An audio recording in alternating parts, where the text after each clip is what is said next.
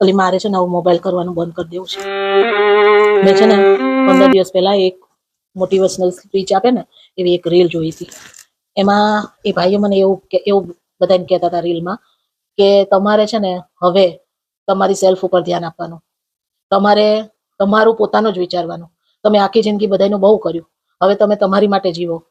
જીવનના છેલ્લા જેટલા વર્ષો બચ્યા છે ને તમારા માટે જીવો.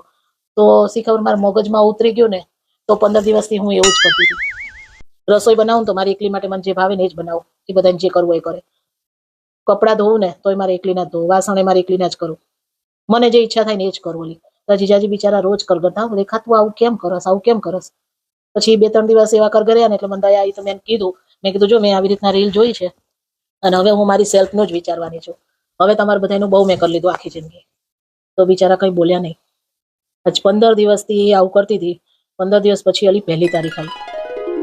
1 તારીખ આવી ને એટલે મેં એમને કીધું પગાર આવી ગયો તો ઘરમાં આપી દો. તો ઓલી એને શું મને જવાબ આપ્યો ખબર છે કે મેં તારા કહેવાથી એક રીલ જોઈએ કે, અને એમાં મને આવું બ્રહ્મ જ્ઞાન થયું કે હવે મારે મારા માટે જ જીવવું છે. કે ના પાડતી હતી બોલ કે તમારે જે કરવું એ કરો, હવે હું મારા માટે જ જીવું.